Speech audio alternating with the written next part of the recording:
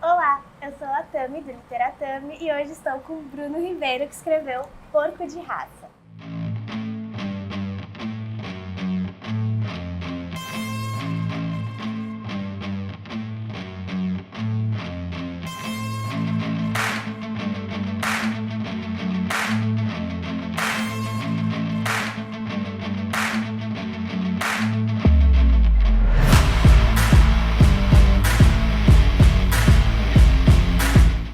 Antes de mais nada, Bruno, que bom que você tá aqui. Ficou tempo, né? Finalmente. Pois é, gente, se você acompanha o canal, você sabe que eu já leio o Bruno desde 2016 com Febre de Enxofre, então é um livro que eu adoro, tem resenha aqui pra ele no canal. E a gente sempre fica falando, né, precisa gravar um vídeo de entrevista e tal, mas a distância não deixava. E agora o Bruno está aqui, então a gente vai conversar sobre Porco de Raça, que saiu agora pela editora Darkside, levou o Prêmio Machado, tá uma edição babado de linda.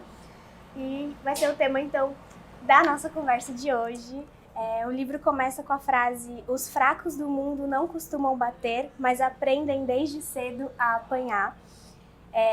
Assim que começa esse romance, que tinha como título inicial Porco Súcio, né? Isso, exatamente. Afinal, que história conta esse livro? Bem, é difícil colocar em uma perspectiva só. Geralmente a gente fala do racismo, né? Que é um livro sobre o racismo no Brasil, tudo isso. Mas eu acho que esse começo de tudo é um livro sobre os fracos, acima de tudo, né? Que aí eu acho que acaba batendo no racismo. As pessoas os perdedores, os párias da sociedade, aqueles que tentam sobreviver a um mundo que está o tempo inteiro te colocando para baixo. E eu sempre meus personagens sempre são um pouco esse tipo de figura, né? Esses pobres diabos, assim, meio Lima Barreto, meio Dostoiévski, essas figuras buscando uma salvação. E para mim isso tem tudo a ver com o racismo, de alguma forma. Assim, eu acho que o negro no Brasil, basicamente, é alguém que é desumanizado o tempo inteiro, né? Não só pelos nossos ancestrais, mas ainda hoje, né? Eu acho que toda a experiência da escravidão é muito recente também. Então eu queria muito lidar com essas questões. E basicamente acho que o livro fala um pouco disso, desses fracos, do racismo, de como sobreviver num mundo tão abusivo, tão pesado, né? O que no plano real te inspirou a escrever? Assim, tem essa questão do racismo, mas pensando assim nos detalhes da história, né? O que te leva também a esse exercício constante em todos os livros de produzir um horror dentro do horror do Brasil por meio da literatura? Eu acho que o horror que eu gosto é aquele que, se você tirar o elemento sobrenatural, ele ainda funciona, ele ainda dá medo, né? O dia desse eu até tá falando, você pega um Carrie a Estranha do Stephen King, se você tirar o elemento sobrenatural, ele ainda é muito assustador, né? Porque tem uma menina que passa por uma situação de bullying, né, de abuso o tempo inteiro, isso já é assustador por conta própria. Então, para mim, o racismo já é assustador, assim como o mundo da moda em Glitter é assustador também, que é um mundo predatório, abusivo. No Febre de Enxofre também é o mundo da literatura, que também é assustador, também é abusivo, enfim. Tirando o elemento sobrenatural, continua tendo horror, né? E o Brasil, para mim, por mais que seja um país que eu amo, de pessoas incríveis, é um país também de horror. É um país com muitos traumas, com muitos abusos. Então, para mim, acho que todo livro meu, de alguma forma, repete os mesmos temas. Assim, eu tenho essa obsessão de falar desses fracos que buscam sobreviver nesse país nosso. Adorei que você falou dos livros anteriores, porque eu ia puxar eles agora mesmo. O livro Glitter tem como cenário esse mundo da moda que você falou, os protagonistas são profissionais da área. E o mundo da literatura, né, no caso do Febre de Enxofre, cujo protagonista é um escritor. E aí você vai tecendo críticas assim, mais específicas a esses meios, a partir de abordagens um tanto psicodélicas, que acho que é uma marca sua que sim. Eu gosto muito. E essas críticas vão se ampliando a nível coletivo mesmo, né? Ao que a gente é enquanto sociedade por completo. Isso. Então, em alguma medida, a gente pode ler esses livros como uma alegoria do contemporâneo. Já em Porco de Raça, o protagonista é um professor negro e desempregado, que ainda na primeira página do romance recebe socos que destroçam o seu inconsciente. Eu peguei muito assim essa expressão. E ele permanece nesse estado febril e alucinante até o fim do livro, alucinado, né? Esse personagem é colocado num ringue e ele é obrigado a lutar pela sua sobrevivência, refém ali daquela espetacularização do sofrimento, né? Primeiro reservada à elite e depois ampliada a nível de reality show com alcance internacional, havendo desde o título uma distinção de raça a ser considerada. O quanto que tem de alegórico nessa conjuntura ficcional também? Acho que tem muito de alegórico aí no sentido... que bate muito nos temas também de glitter, isso do reality show, né? Uma coisa que eu gosto muito, talvez o Febre de Enxofre um pouco também, de como tudo pode ser capitalizado de alguma forma na nossa sociedade. Né? Pode ser a coisa mais cruel do mundo, mais terrível, de alguma maneira as pessoas vão querer, podem de alguma naturalizar isso, podem querer consumir de alguma maneira, né? Então, um pouco de raça para mim é nada mais do que um ringue, né? Que ele cai, o protagonista cai o açougue, essa alegoria de como o racismo, os abusos podem se naturalizar a tal ponto da pessoa querer consumir isso de alguma maneira, ver um montão de negros e pessoas ferradas se matando no ringue e achar isso normal, né? E eu acho que a gente pode chegar nesse ponto. Parece ser meio muito distópico pensar assim, mas eu acho que não. Até já tem coisas assim, né, de alguma maneira, assim, escravidão moderna existe, gente que paga para ver um se matando um ao outro, então eu acho que o que eu gosto de uma distopia é que ela possa estar um segundo atrasado do presente, assim. Eu acho que o Porco de Raça ele é muito atual nesse sentido, assim como o Glitter também.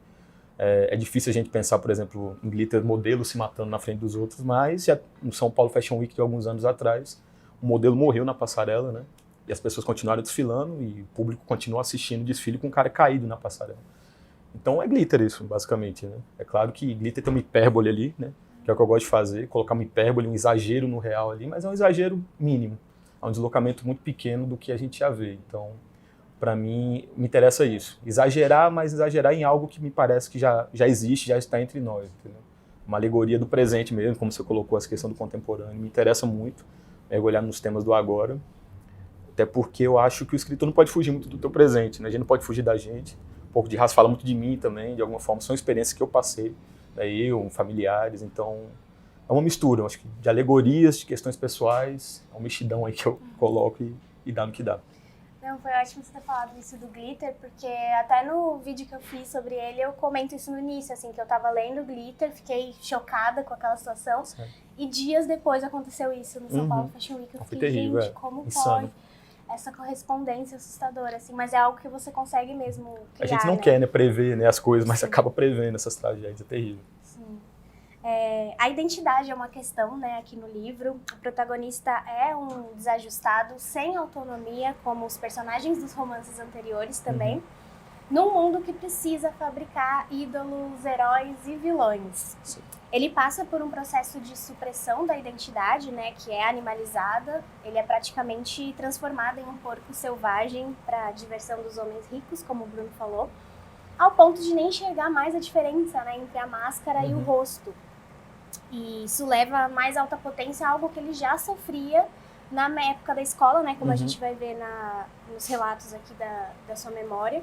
Até que a única lógica possível vire a luta e o ringue. Como que foi assim, o processo de construção desse protagonista? E como você pensou a apresentação dessa identidade brutalizada para o seu público leitor? Então, acho que as questões das máscaras, para mim, é uma coisa que pesa muito, né? O Frantz Fanon foi uma influência muito pesada nisso daí, né? Porque eu não acho que existe... Nenhum livro meu tem a questão do bem contra o mal, né? Eu gosto de misturar essas questões. Você pega o protagonista ali, o irmão dele, que se chama Bruno, né? Eu quis me colocar no pior irmão da história, que é um mais, enfim, de direita, reacionário. Mas nenhum deles é exatamente errado, né? Que você pega o protagonista, ele é um cara ferrado ali e tal, que tenta buscar uma situação melhor para a vida dele, mas é cheio de complicações também, né?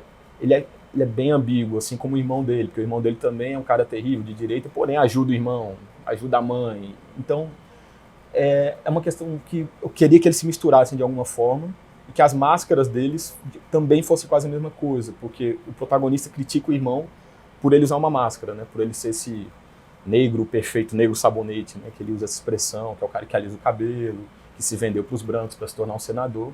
Porém, quando ele vai para o ringue, ele está com uma máscara de porco, ele também se torna um espetáculo para os brancos que estão lá assistindo. Né? Então ele se torna irmão dele também de alguma forma. Quando ele coloca a máscara de porco, ele se sente mais ele, né? Ele se sente, nossa, finalmente eu tenho uma identidade. É a mesma coisa do irmão dele. Quando o irmão dele alisa o cabelo e vai virar um senador, ele fala, nossa, eu sou isso. Então, na verdade, é uma coisa que vem também do afropessimismo também, nessa corrente, que diz que o negro ele é desumanizado, né? Ele não é visto como um humano, assim. E a única solução para isso seria implodir tudo, meio que destruir o capitalismo, toda a essência do que a gente conhece hoje, porque tudo que é alicerçado hoje veio do racismo, né? Então, o racismo é uma linha linear, a história do racismo. Em nenhum momento ela foi interrompida, assim como da escravidão também, né? A escravidão hoje só mudou os termos, né? Assim, mas é basicamente um meio, de alguma forma, nós ainda sentimos muito o impacto da escravidão, né? Então é isso que eu queria contar, né? Acaba que não é uma coisa muito otimista, mas eu também não acho que é uma situação otimista, que é exatamente de homens que precisam usar máscaras para sobreviver. Um tenta negar isso, que é o protagonista, né? Ele pensa que não está usando uma máscara, mas ele acaba usando uma máscara também. E a única solução parece ser a morte, né? Que é uma morte meio simbólica que acontece no livro, mas que é isso, né? Ou você se vende totalmente como irmão, ou você se implode e acaba. Essa presença do duplo, né, também é importante para pensar a identidade aqui no livro, e é algo que a gente já tinha visto no Febre de Enxofre também, né? E aqui está manifestado especialmente nessa relação do protagonista com o irmão, que são representantes de dois caminhos opostos, né, que a sociedade parece enxergar como os únicos possíveis a um homem negro, o preto falido ou o preto vendido, as expressões estão aqui. E essa questão é bastante aprofundada aqui na terceira parte da obra, né? Quando o protagonista reencontra aquele realismo duro da infância, os caminhos da sua formação. E é um capítulo, assim, super lúcido e um livro alucinante, que pensa muito no conceito da materialidade, como você está falando, né? No que quer dizer determinado corpo em determinado espaço, tratado de determinada maneira por ser o que é. Enfim, eu ia te perguntar o que representa esse relato do duplo, nessa narrativa especificamente, mas você falou de um pouco disso. Então eu queria saber como é que é esse tratamento do duplo para a sua obra, assim, que você disse que você tem algumas obsessões, a gente reconhece. Por que esse resgate do duplo? E eu queria também que você desenvolvesse um pouco a ideia do que esses relatos, o que representam relatos como esses, no contexto literário contemporâneo, dentro de uma sociedade racista, né, que a gente vive. Foi legal você falar da terceira parte do livro, porque ela é o coração do livro e ela não estaria presente no livro, né? O livro era só todo surreal pelo surreal mesmo, assim. E foi muito bom ter colocado, porque eu acho que deu uma chave ali no livro, né? Ele muda um pouco mais o contexto, faz com que a gente tenha uma maior empatia, talvez, pelo protagonista também, que foi importante, eu acho. E eu devo muito isso ao Sérgio Tavares, que ele leu o livro e esse capítulo é muito importante, trabalha mais nele e, enfim, acho que melhorou muito o livro, né? Aquela coisa de como o coletivo na produção de um livro é importante, né? Você ter bons leitores e tal. Enfim, quando a pergunta, o duplo ele está muito ligado à questão meio dos românticos ali, né? Do século XIX, muitos escritores trabalhavam com essa ideia do duplo, e eu me considero muito um romântico, assim, né? Desses escritores do passado. É surpreendente. Romântico assim, como um Bram Stoker, o Álvaro de Azevedo, a Mary Shelley, por exemplo. Essa galera me influencia muito. Romance gótico. No mestrado me chamavam de garótico, assim, uma mistura de garoto, meio de praia e gótico, né? É mais ou menos isso que eu sou, entendeu? Um gótico da praia. Porque eu gosto muito, assim, eu me influenciei muito por esses escritores. E o duplo vem muito dessa galera, né? Eles trabalhavam muito com a ideia do duplo. E eu gosto, porque o duplo, pra mim, não sei, é um espelhamento que sempre me interessa muito, de trabalhar um personagem e ele ter uma outra figura dele próprio, que pode ser o contrário, né? Que vai entrar em choque. É uma coisa que sempre eu gosto de trabalhar mesmo. Como você falou, no Febre de Enxofre tem, acho que em Glitter tem também, porque a Eva, de alguma forma, ela habita dois corpos, né, ali. Então tá sempre nos meus livros, assim, eu tenho que tratar essas obsessões, porque não para. No livro novo que eu tô escrevendo também vai ter algo de duplo. Então é uma coisa que eu gosto muito de trabalhar, porque eu acho que dá pra, enfim, a gente viajar muito na maionese, assim, nesse tema, e eu gosto disso. Não, e apesar de ser uma coisa que que é recorrente, assim, nas suas obras, você sempre consegue inovar de alguma forma, porque é uma coisa única, né? Tratar de cada personagem tem a sua singularidade. Né? Eu acho que o escritor sempre tem as mesmas obsessões, né? O que a gente faz é ir trabalhando elas de formas distintas, né? O escritor tem que aprender a contar a mesma história de várias formas diferentes, assim. Então, para mim, desde o meu primeiro romance, como Febre de Enxofre, até agora, eu tô contando as mesmas histórias, eu acho. Só de formas distintas. Eu miro mais para um lado, mais para o outro, mas é a mesma história. Eu acho que dá para resumir tudo meio que numa comédia impura. Eu gosto de falar isso. Tem um amigo meu chamado Ivandro Menezes que ele falou que eu escrevo gospel pornográfico. Eu gostei muito disso também. Pronto, é esse caminho, assim. Eu gosto dessa ideia do profano com o puro, né? Eu não sei se tu perguntou mais alguma coisa, se eu me perdi. Sim. Eu tinha falado sobre o que representa esses relatos, assim, que tratam do racismo. Agora, no nosso contexto literário mesmo, contemporâneo, dentro dessa sociedade ainda racista. Sim. Agora o mercado também está pedindo um pouco mais esse tipo de narrativa, né?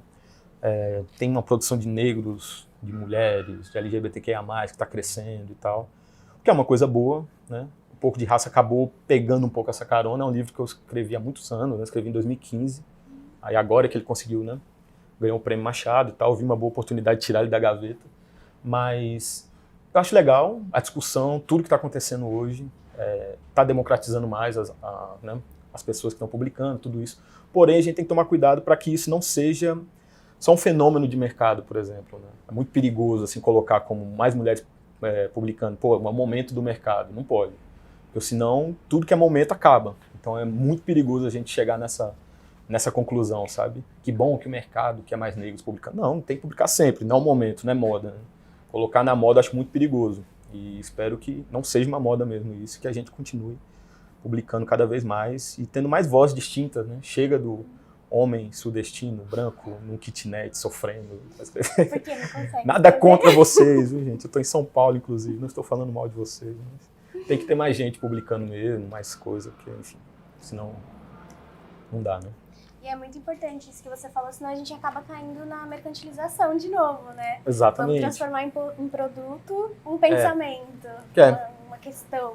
Exatamente, que é o que eu já faço, exatamente isso, como eu estava te falando, né? Tudo vira mercadoria e quando vira mercadoria é terrível, né? Porque vai acabar uma hora, vai se plastificar, vai se tornar genérico, a luta eu acho que dissolve, se torna uma coisa, sabe, pueril, perde a seriedade, enfim, é tudo ruim.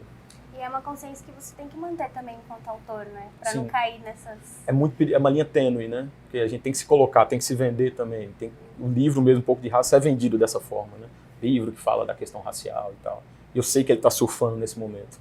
Mas ao mesmo tempo é isso, é perigoso. É bom, né? Tá sendo lido tudo isso, mas eu entendo que tem que tomar cuidado para que ele não seja apenas isso. Sempre me impressiona muito como você consegue promover um efeito de derretimento da realidade. Nesse livro, especialmente, assim, a realidade da personagem vai derretendo ali, sem que a gente saiba exatamente se isso é causa ou consequência daquele estado febril em que eles se encontram. Os isolamentos que esse protagonista sofre levam não só a uma suspensão do tempo, mas também a convivência forçada de vários delírios particulares, né? O que também acontece em Glitter, em que rituais de sofrimento também se convertiam, né, em espetáculo, até que se naturaliza acatar o estranho, o delírio, como parte da realidade, né? Os dois se tornando inconfundíveis até para nós, leitores. Muitas vezes a gente lê e fala, será que isso é sonho? Será que isso está acontecendo? Será que isso é brisa de droga? O que é isso, sabe? Teve um que falou que eu fumei, cheirei cola para escrever o livro. Cheirei cola não, viu? Só respondendo a você que falou assim. Você diria, assim, que a sua literatura, ela tá mais próxima de um mergulho profundo demais no absurdo ou no real? Ou a você interessa mais esse ponto de intersecção, assim, dessas duas categorias, talvez o absurdo do real? Eu acho que você escrever sobre o absurdo é uma forma mais rica de se aproximar do real. Eu acho que um livro de terror, por exemplo, um livro fantástico, literatura fantástica, ele pode falar mais do real do que um livro realista até. Porque o livro realista, ele tem tantas concessões, às vezes, que ele tem que fazer na construção do texto, ele se força tanto a mostrar um real que acaba ficando uma coisa muito inverossímil. E às vezes o horror, já abraçando esse inverossímil de primeira, ele consegue lidar melhor com o real. Eu acredito muito nisso. Mas todos os absurdos do livro, ele tem uma função narrativa também, né? Não é uma coisa só solta assim no livro. Para mim, a primeira parte ali é tudo um sonho, mas depois, enfim, tem uma parte mais no final que eu acho que é a única, talvez, mais real mesmo do livro. Aquela parte do avião. Para quem leu, acho que vocês vão saber, acho que é a única parte real. Acho que o resto é tudo a questão do prego vermelho ali que ele coloca e é tudo esse personagem meio que recontando a própria história dele num registro de delírio, né? Exemplo, tem um gafanhoto gigante uma hora, que todos os leitores falaram desse gafanhoto gigante, assim, o que é esse gafanhoto gigante? Mas no final ele conversa com a mãe dele, o protagonista, é uma conversa muito traumática, e um gafanhoto posa na janela. Então ele, naquele momento que ele está recontando a história dele no começo, ele vê um gafanhoto gigante quase como um reflexo disso. Um gafanhoto monstruoso, porque fez ele lembrar da mãe, né, e tal. Então todas as loucuras do livro têm uma função na narrativa e tem uma explicação, assim. Algumas é meio que beco sem saída, mas as principais têm uma explicação.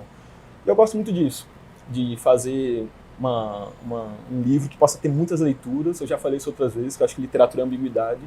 Um bom texto literário é que ele permite muitas leituras, muitas visões. E o que eu gosto do gênero é isso também. O terror, ele possibilita, né, você jogar muitos exageros, muitas questões ali um pouco mais estranhas, insólitas, e deixar que o leitor vá preenchendo também. Então, eu gosto disso. Não, era exatamente a próxima questão que eu ia te fazer, assim, porque... É uma bola de cristal aqui. Essa mescla, né, entre realidade e delírio, ela é reforçada pela presença de alguns símbolos e algumas cenas, assim, muito curiosas. Eu não pensei no gafanhoto, eu tinha pensado na ausência de olhos. Sim. Em algumas pessoas. Que é bem de Édipo também, peguei daí. E aí eu ia trazer justamente essa coisa, né, da interpretação possível pro delírio, né, a partir desses símbolos. Não, mas o pessoal teve outras interpretações também. Já teve leitores que teve outras, bem mais interessantes até que as minhas, eu acho. E eu gosto disso, eu gosto que o leitor pegue o livro e faça o que você quiser, né? Acho que o leitor é quem produz sentido no final das contas, assim. E eu gosto muito disso. Eu lembro que teve uma leitora que pegou o Febre de Enxofre e ela falou: como esse protagonista é sujo, ele só toma banho uma vez no livro. Acho que no começo do Febre de Enxofre eu boto o protagonista para tomar um banho. Ela falou: você só toma um banho só. Eu achei muito interessante, porque se eu coloco ele para tomar banho, então eu já tô dando a entender que ele, enfim, tem que tomar outros banhos, digamos assim, né? É um pacto que eu faço com o leitor, né? Se ele tomou um banho, ele tem que tomar outros banhos. Eu achei muito interessante ela falar isso. E é um protagonista que tem muito de sujeira no Febre de Enxofre mesmo, né? Das casas abandonadas e tal. Então eu adoro conversar com leitores, eles chegarem comigo em outras possibilidades. E Porco de Raça teve muitas, assim. Uma galera que eu conversei, teve muitas interpretações que eu nunca imaginei. E que eu olhei e falei: faz muito sentido o que você está falando. E isso eu acho que é o melhor. Às vezes até inconsciente, o seu inconsciente falando alguma coisa que você nem certeza. Pega na hora e com outra certeza. Pessoa vai captar, né? A gente falou um pouco da terceira parte do livro, é a parte preferida de muitos leitores, acho que talvez até a minha, tá nesse capítulo, que é o encontro com a avó Gavita, que é um momento assim extraordinário em que não a violência, mas o seu contrário, o afeto ganha protagonismo ali na narrativa. Sim. Só para depois desaparecer por completo, né? O que não deveria me surpreender, porque nos seus livros a gente não costuma ter alívio algum, assim. Quebrei o coração do pessoal. Todo mundo, em geral, sofrendo. Mas com que efeito foi pensada essa presença ilusória de afeto no livro? Então, eu queria muito que esse diálogo fosse real, assim. Ele era real no começo. Mas eu pensei, não faz sentido ser real, porque, enfim, esse protagonista, ele não tem nenhum momento de afeto, né? Talvez o melhor momento que ele tenha de afeto seja com a Wenia, né? Que é a namorada dele e tal. E mesmo assim é uma relação complicada, né? Ambígua. O próprio irmão também dá um pouco de afeto para ele, mas é um afeto, né, conflituoso. Mas eu queria que fosse... Eu queria dar a sensação de quebra mesmo no leitor desde o começo, que poderia dar um afago para esse cara e no final das contas não ter. Até para o leitor conseguir se sentir um pouco no lugar desse protagonista, né? Esse protagonista basicamente é isso que ele passa, é um cara que está a ponto de conseguir um afeto completo de alguém, um entendimento completo, e no final das contas não tem. O irmão está sempre a ponto de amar muito ele, mas sempre meio que você é professor, que não tem emprego, ferrado. A Wenia é a mesma coisa, porque a Wenia tem um momento que eu acho que é decisivo na relação deles, em que ele diz: por que você continua falando com um cara que faz bullying comigo, né, que é o André, e ela não responde. Então todas as pessoas em volta dele, de alguma forma, estão ali quase a ponto de dar um amor completo para ele, mas não dão, né? O pai, a mãe, é um personagem que nunca consegue ter esse amor pleno. E eu acho que é um pouco isso da experiência do negro também, né? Quis passar um pouco isso. Acho que colocar o leitor nesse lugar, né, desse personagem. Funcionou muito bem, porque no fim das contas, apesar de ser uma ilusão, o afeto está lá, dentro dele. Né? Exatamente, que ele vai buscar. E do irmão, né, tem isso de eles serem muito parecidos e ao mesmo tempo completamente diferentes. Exatamente. A questão do duplo mesmo, né? Eles são iguais de alguma maneira, né? Por mais que eles não queiram se aceitar como iguais, né? Mas eles são. Talvez essa seja a grande tragédia deles também. Tranquilo. Você cantou essa lebre, mas tem alguns aspectos autoficcionais, autobiográficos, não sei, a se considerar aqui no livro, né? A gente, como em Febre de Enxofre, também havia. Sim. A data do nascimento, inclusive, gente, hoje é aniversário do Bruno, enquanto a gente tá gravando. Então, aceita o Pix, tá? Vou deixar aqui embaixo na descrição do vídeo. A data do nascimento, né, do personagem, como a sua, no mesmo sim. dia, são um ponto em comum. O nome do irmão, que você falou também, as localidades pelas quais eles transitam, né, são localidades pelas quais a gente sabe que você também já transitou. E isso é interessante porque, mais uma vez, você imprime num livro seu a ideia de que a vida é um labirinto sem saída. Isso dá um ar de Sísifo, né, a vida dos personagens, mas também a sua ficção, que tá fadada ali a rolar essa grande pedra do absurdo, morro acima, né? Em que medida a trajetória dos seus protagonistas rumo a esse abismo reproduz também a sua trajetória enquanto escritora? Assim, você sente alguma coisa de Sísifo na atividade da escrita? Sim, acho que sim. Eu gosto muito, assim, dessa ideia. Foi muito bom, realmente. Eu nunca tinha feito essa referência a Sísifo. Por isso que é bom os leitores, tá vendo? Vocês sempre trazem coisas que a gente nunca imaginou, né? Mas são personagens que tentam ou fugir de uma coisa que eles não conseguem, ou buscar uma coisa que eles não vão conseguir. Eu me identifico em partes com isso. Acho que, enfim, não tanto. Talvez agora estou num momento até legal da literatura, né? Assim, não tem nem muito o que reclamar em relação a isso. Mas acho que a experiência da sociedade como um todo, acho que é tudo muito absurdo pra gente, assim, viver é muito absurdo, e eu faço com que esses personagens de alguma forma reflitam isso, né? A experiência de vida deles é sempre estranha, sempre bizarra, e nisso eu acho que realmente todos os meus livros têm algo em comum. Você pega a Eva em Glitter, o Yuri em Febre de Enxofre, o protagonista do Porco de Raça que não tem nome, todos querem uma vida melhor, assim, eu acho que ninguém dos meus personagens são muito no sentido eu amo essa vida ruim que eu vivo. Não, eles querem o melhor para eles querem ser amados, eles querem tudo isso.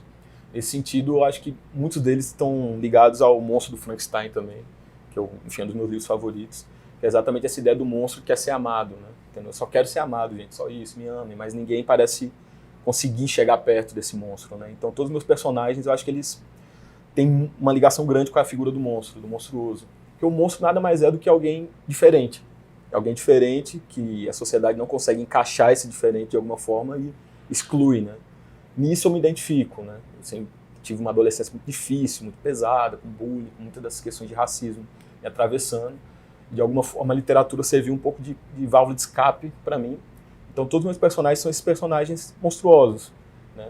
São deformados de alguma maneira, ou fisicamente, ou internamente, assim, e eles querem só ser amados, que é o que a gente tá falando do protagonista do Porco de Raça, né? Ele é esse cara do amor. Eu queria ser amado, eu queria que a avó Gavita tivesse conversado comigo, eu queria que o diálogo com a minha mãe tivesse sido mais afetuoso no final, eu queria que meu irmão, que me ajuda, mas pudesse, né, me amar um pouco mais, me entender um pouco mais. Eu queria que a Wênia deixasse de falar com o cara que faz bullying comigo, como ela se diz tão antirracista, mas é amiga do cara que me humilha, me chama de macaco, enfim. Então são questões difíceis, assim, porque eu acho que, no final das contas, não defendendo esses personagens, porque eu também não quero colocar eles num campo de pureza ou de heroísmo, eles são personagens complexos mesmo. Até acho que o protagonista do Porco de Raça, voltando aos duplos, é quase um duplo do Enzo, o cara no final, né, o filho da vizinha dele. Ambos de classe média, só que um é branco, um é negro, né? Teve uma crítica que chegou a falar isso. Pô, esse personagem do Porco de Raça, ele é mó playboy, pô, mó classe média. Sim, mas é um negro, então a experiência dele é diferente, assim. E eu queria também que ele não fosse esse personagem pobre, que é um clichê, né, botar personagem negro sendo pobre. Não, ele tem uma classe média alta, mas mesmo assim a experiência do racismo atravessou ele, né? Então no final, basicamente, um embate entre um homem negro de classe média alta e um branco de classe média alta. Mas é isso, basicamente essa ideia do monstruoso que eu trabalho, de como esses personagens buscam um amor que parece que estão fadados a não receber. Assim. Não, eu achei sensacional essa correspondência que você fez com o monstro do Frankenstein, porque eles também são um produto do que fizeram pra eles, né? Exatamente. No fim das contas tem toda essa questão também. Aquela ideia, não pedir pra nascer, né? Sim. O Frankenstein, o monstro fala isso, né? E esse desejo de amor que não seja um amor que mutile, né, a própria identidade. Exato. Sim, faz todo sentido, assim, essa associação. A gente começou um papo com você falando um pouco desse... que o seu terror tá naquilo que a gente não precisa... Se a gente tira o sobrenatural, o terror ainda tá ali. E assim como em Febre de Enxofre, aqui em Porco de Raça, o protagonista vai parar em Buenos Aires, que foi onde você fez o seu mestrado em escrita criativa. E aí, coincidentemente ou não sei, a literatura argentina contemporânea, assim, na figura de autoras como Mariana Enrique, Samantha Schweblin, Ariana Harwicz, cada uma à sua maneira, claro, tem trabalhado bastante com isso, que eu acho que a gente pode chamar de terror social. Em que eu incluiria também, então, a sua produção, né? Que delas talvez seja mais gráfica. Como que você vê essa tendência, assim, na produção literária latino-americana? E de que modo também o seu trabalho dialoga, né, com outras produções do horror contemporâneo? Sim. Não, elas me influenciam muito, assim, a Mariana Enriques, a Samantha Schweblin, a Mariana Travasso, são grandes escritoras. Hoje a gente está num bom momento da literatura latino-americana, aqui no Brasil também, né, tem a Verena Cavalcante, Paula Feb, enfim, está num ótimo momento, assim. Eu acredito, eu não sei bem em que momento o terror começou a virar, assim, a chave para popularizar tanto, né. Eu gosto de falar que é por causa do cinema. Eu acho que o terror, no cinema, ele é muito popular, né? E chegou um momento ali do Corra, do Jordan Peele, né? Que ganhou o Oscar de melhor roteiro. Enfim, foi muito popular o filme, né? Muita gente viu. Eu acho que foi um ponto de virada assim, importante para o gênero crescer mais, assim, o gênero nesse sentido, né? Do terror social. Porque eu acho que quando o cinema consegue puxar muito público e começa a dar muito dinheiro, eu acho que o pessoal da literatura viu que talvez seja um bom caminho aqui, não sei, pode ser um pouco isso. Eu acho que o cinema foi quem deu o pontapé inicial. A Mariana Enriques também foi muito importante, né? Os livros dela começaram a vender muito, enfim. Então, eu acho incrível que a gente está passando agora, é um ótimo momento, até para a gente fugir um pouco do realismo, né? Assim, que é uma coisa mais do Brasil também, se for parar para pensar, assim, agora está tendo essa onda, né, das escritoras latino-americanas, que assim como eu já falei para você, é perigoso a gente colocar como moda ou onda, porque é passageiro, a gente tem que lutar para que isso seja algo permanente, mas na Argentina, Colômbia, Chile, eu acho que essa literatura já sempre teve um espaço reservado e com muitos leitores. No Brasil que a gente tem uma tendência grande para o realismo, né, o que é interessante, porque o ápice nosso do realismo, que é, sei lá, Memórias Póstumas de Brás Cubas, o narrador é um homem morto, né? Então, o absurdo do Brasil é incrível, né? Assim, o realismo nosso é um homem morto que narra, né? Assim, é cara do Brasil, esses paradoxos. Mas eu acho legal que isso esteja acontecendo no Brasil agora, essa onda, né? Porque, enfim, no resto da América Latina já tinha. Acho que está fervilhando mais agora, só que o Brasil está seguindo também. E é bom que a gente siga, né? Porque o Brasil parece ser um país que não faz parte da América Latina. É muito estranho isso. Quando eu morei em Buenos Aires, eu sentia muito essa questão. Quando eles falavam de América Latina, quase ninguém citava Brasil. Assim. Então, o Brasil parece que é um primo deformado, assim, estranho. Mas eu acho que nós mesmos nos excluímos de alguma maneira. Então, acho legal que agora a gente está entrando nessa onda, parece que todo mundo junto, assim. E espero, como eu falei, que não seja só uma onda, seja uma coisa que continue, porque a literatura de gênero é incrível e tem muita coisa boa para dar. Acho que hoje em dia é só ela para dar conta do real. Só. É o paradoxo. Desculpa, escritores do realismo, mas... Inclusive, muitos escritores realistas estão escrevendo coisa de gênero agora, né? Enfim, não tem como. Não dá pra correr, chegou até a gente, assim, pegou. E você falou do cinema, né? Essa coisa mais gráfica dos seus livros tem uma relação com a sua relação com o cinema? Sim, tem. Eu bebo muito de cinema. Eu também sou roteirista, então é algo que eu gosto bastante de mostrar, de tentar deixar uma coisa mais gráfica, mais visual. Os novos projetos que eu estou escrevendo, eu estou tentando fugir um pouco disso, estou me desafiando para fazer umas outras coisas. Mas, sem dúvida, a escrita de roteiro me influencia muito. As outras artes me influenciam como um todo, assim, mas essa questão gráfica vem de cinema. E fala mais um pouco desses futuros projetos, o que a gente pode esperar? Vamos ver o que eu posso contar, né? Isso também. Bem, tem um livro de não ficção, né, que vai sair pela Todavia, que é o que eu ganhei o prêmio Todavia de não ficção, que é um feminicídio que aconteceu numa cidade pequena, né? Uma cidade perto de onde eu moro, que é Campina Grande. Uma história real, essa é um realismo mesmo que eu vou contar, mas a história é tão absurda que realmente parece também ser uma coisa de terror, assim. E vão ter 2 livros que vão sair pela Alfaguara, os 2 passam um pouco pelas questões de gênero também, um terror meio fantástico, acho que mais pro insólito. Um vai ser um pouco uma questão meio que sobre um traficante que não quer mais ser traficante, ele meio que abandonar a vida de tráfico e volta para a cidadezinha dele. Ele é um traficante no Rio de Janeiro e volta para a cidadezinha dele no interior da Paraíba, que é uma cidade ficcional, uma Twin Peaks, assim. E quando ele volta para essa cidade, as coisas estranhas vão acontecer. e até aí eu acho que eu posso contar. E o outro vai ser uma autoficção meio delirante, assim, uma coisa que eu acho que o Lourenço Mutarelli faz bem, inclusive, uma boa influência assim, para esse livro. Que foi o momento que eu tive Covid, né? Eu tive Covid ano passado, fiquei internado, quase morri, assim, foi bem punk. E eu tive uma relação muito intensa com as pessoas que estavam comigo na enfermaria. Muito intensa mesmo, fiquei muito amigo das pessoas.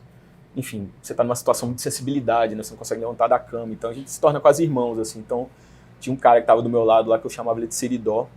Ele era de Seridó, uma cidadezinha lá da Paraíba, ficou muito amigo meu. E, enfim, eu fiquei nessa necessidade de querer contar essa história, de alguma forma. Aí o livro vai se chamar Os Enforcados da Enfermaria 6. Uma alta ajuda. Mas, assim, vai ser bem aterrorizante também. Vai ser, tipo, nós nesse hospital, tentando se recuperar e tendo que enfrentar um monstro que vai estar nesse hospital, enfim. Então, é meio que eu tentando dar conta desse terror que eu passei também, de uma forma ficcional e delirante. Ai, já quero. Bom, então agora eu quero que você leia um trechinho do livro pra gente.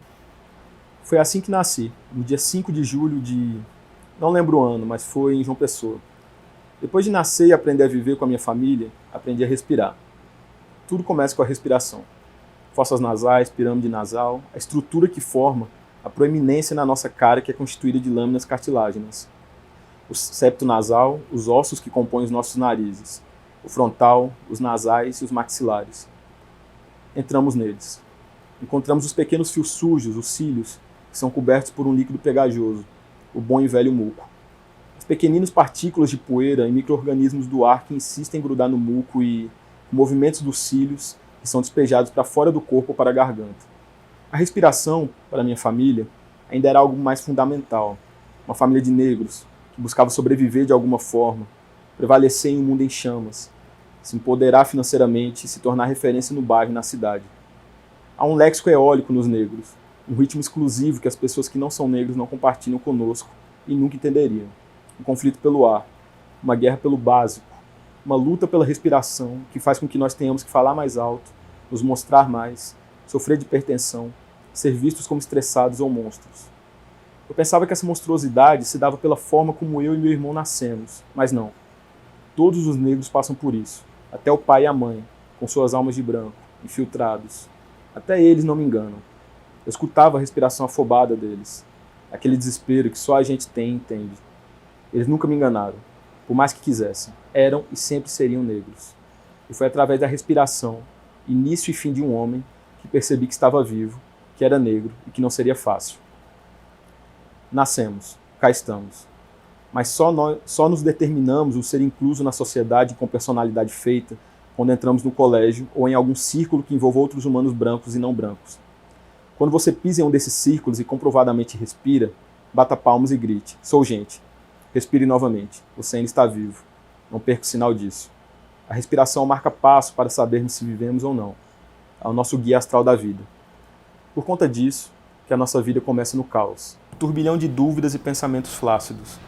Amorfo e sem fundamento. Alguns conseguem contornar isso.